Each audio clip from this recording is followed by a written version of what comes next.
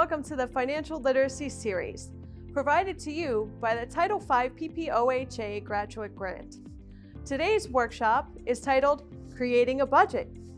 In this workshop, we will cover the basics of creating and monitoring a budget. After completing this workshop, you will be able to do the following: explain the importance of creating a budget, identify the terms that are included in a budget, describe the process of finding budget breakers, identify the different types of sources of income, and apply your knowledge by creating a new budget plan on your own. Let's begin by answering the question, why should I have a budget? There are many benefits to budgeting, whether you are saving up for a fancy dinner or a new car. Everyone has a financial goal. Taking control of your budget can help you reach these goals, reduce your financial stress, and make you feel more empowered about your financial situation.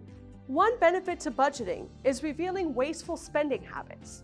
When you put all of your financial transactions on paper, you're able to see the bigger picture. You can see visually where the bulk of your money is being spent. This provides you with a sense of direction. Once you know where your money is being spent, you can make a plan of action and then make decisions based on those habits. Once you have a direction, you can begin to work on new spending habits. Continuing to monitor your budget helps hold you accountable to your financial changes. Eventually, those changes will become new habits, and you will start to see your finances change for the better, even if it is only a small change at first. Over time, these changes can ultimately reduce your stress about your finances. So what types of items are included in a budget? To answer this question, we first need to distinguish between wants and needs. A want is something that makes your life more comfortable or enjoyable. For example, maybe going to the salon to get your nails done would be considered a want. However, a need is something that is necessary for everyday living. For example, paying for your housing would be considered a need. Since your needs are necessary for your everyday life, your budget should begin with those first. Think about your most basic needs first. For example, food, water, shelter, and clean clothing. All of your needs must be included in your budget.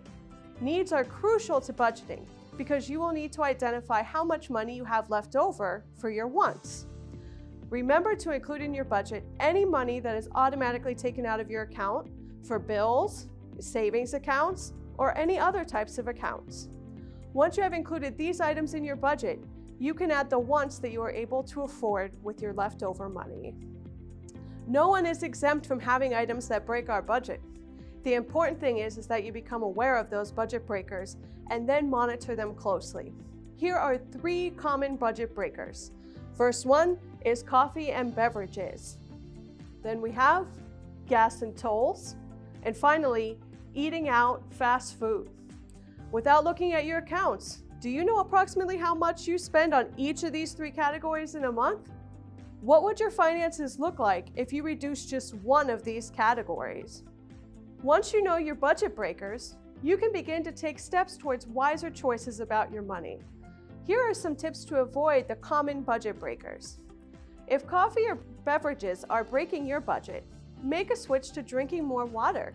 Remember that the goal is to become more aware of how much you are spending on a weekly or monthly basis and try to decrease it slightly. You do not have to quit drinking beverages such as coffee or alcohol entirely to save money. If fast food or going out to eat is your budget breaker, try preparing your meals at home. Taking your lunch to school or work can save you on average around $6.75 per day. Over time, that's a lot of money. If gas and tolls break your budget, try to avoid toll roads whenever possible. Most map apps will give you the option of taking a non-toll road route. Budget breakers may seem like small expenses, but they can add up to big savings over time. Decreasing them even slightly can free up some money in your budget for other things. In order to create a budget, you will need to identify all of your different sources of income.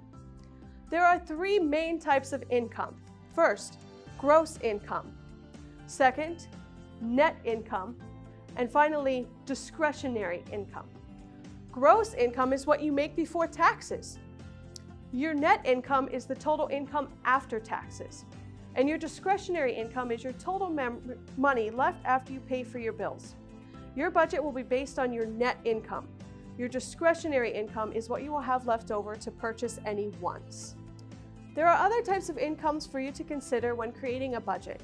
Some examples may be military pay, child support, alimony, public assistance such as food stamps, Social Security, and money made from investment accounts. Make sure you include all income when putting together your budget so you can have an accurate number to work with. Now that you know what goes into a budget, it's time to create your own. Step 1. You need to list all of your expenses for the month. Remember to focus on your needs such as housing, utilities, and anticipated costs such as maybe an oil change for your car. You may need to refer to old bank statements to make sure you include everything.